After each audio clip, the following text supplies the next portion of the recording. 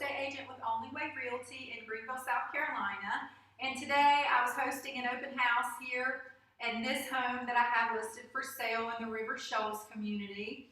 And while I was here, I thought I would take a little bit of time to talk with you guys about all the behind the scenes stuff that has to happen in order to make an open house possible. So first and foremost that I want to say is not all real estate agents will host open houses for their clients who are selling homes. So very important when you get your house on the market, if you feel like an open house is something that you would like to see happen with your home, make sure you cover that with your real estate agent up front and ask them, do you offer open houses? Because again, not all real estate agents offer that service. And there's a couple of reasons why not everybody offers that service, and I'll talk to you about what that is as we get further along in this video. So first thing that I want to talk about when it comes to planning for an open house is the marketing that has to go into it. I know a lot of folks out there think when real estate agents put together an open house, they show up the day of the open house, they stick a sign in the yard that says open house, and they throw a few cookies on a plate, put some water in the fridge, and then they just wait for people to show up. Some real estate agents do that, but that's not really going to lead to a successful open house in most cases. There's a lot more that has to go into it to make an open house successful. So first and foremost, you want to make sure you're marketing your open house and people know that you are actually having an open house. So a couple of things that I did for this client to market their property and to make sure that we could have a successful open house is I did market on social media. So I posted regularly more than one time, so multiple times.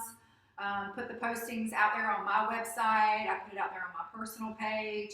All the groups that are in my area for the different suburbs of my town, I made sure I posted in those groups the maximum amount of times that they would allow me to post about the open house. I started marketing 2 weeks in advance of the open house. I also ran ads on social media for the open house.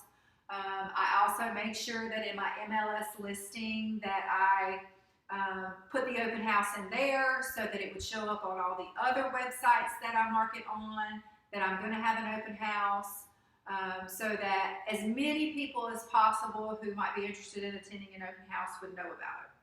So that marketing has to take place. I sent out emails to my distribution lists, text messages, all kinds of things to let people know that I'm doing an open house and the date and the time that I'm doing the open house. So did that. Now also the other thing that you have to do besides the marketing to make sure you've got people that actually show up, because it's really not a successful open house if the only person that's here is me, right? So I also make sure that I got the house ready for the open house. So in this case, this home, the client has already moved out, they moved to another state, and the house is empty. There's no furniture here.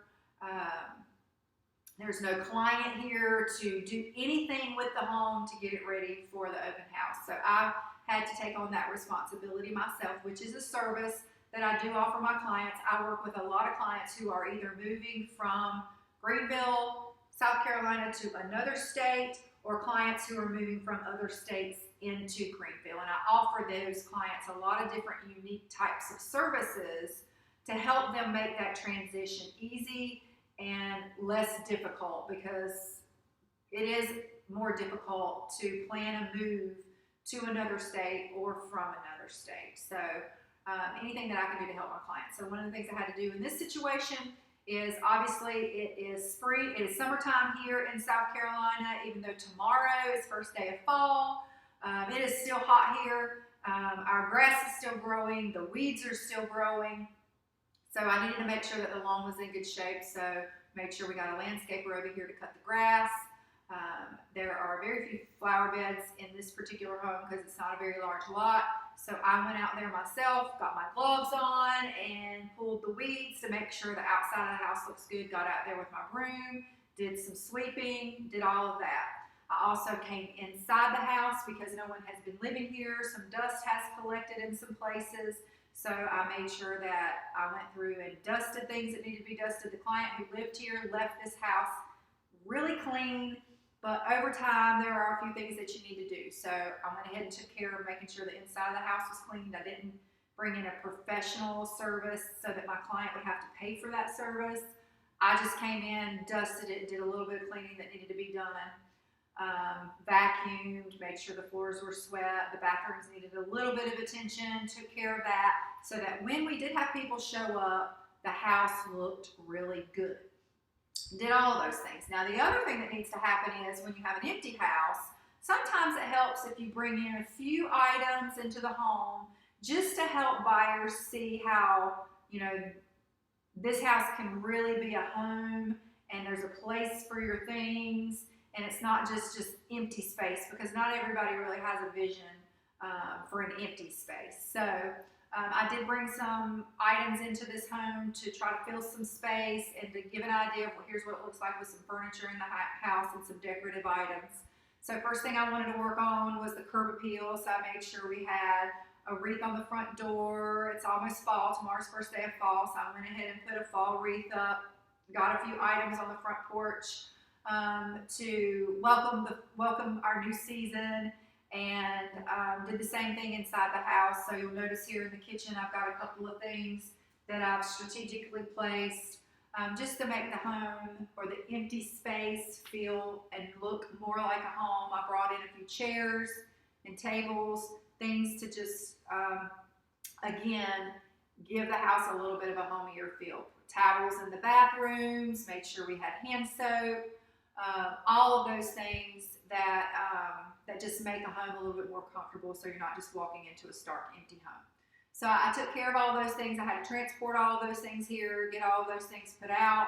And then also, for today, my open house, obviously I wanted to make sure that I was promoting it on social media. So I got here early today before the open house, a few hours early, and made a video while I was here in the house, posted it on social media, reminding everyone to join me and to come to my open house. But I also baked cookies while I was here. So that number one, we had some snacks for when folks came for the open house, but also that fresh baked cookie smell in a home when you walk in the front door. It really gives you a good feeling about a home. Now I get that there are some things that you can purchase to give good scents in a home. You can plug in some things, you can spray room deodorizer, you can, there's a number of different ways that you can make a house smell good. But sometimes, whenever you have a lot of plug-ins plugged around the house, then it gives the impression, okay, there's a lot happening, a lot of scents happening in this house. What are they trying to cover up? Or it's just too strong, it's too much for me. So, who hates fresh baked cookie smell? Like, is there anybody that hates that? If you are, please comment. I'd like to know who you are. But fresh baked cookies, I can't think of anything else that smells better than that. So I knocked out two things. I was able to get some snacks for the open house, and at the same time, good fresh smell, good, welcoming, warm smell in the house. I also made some cinnamon buns, and we know that those really smell great too. So I was able to take care of that for my client.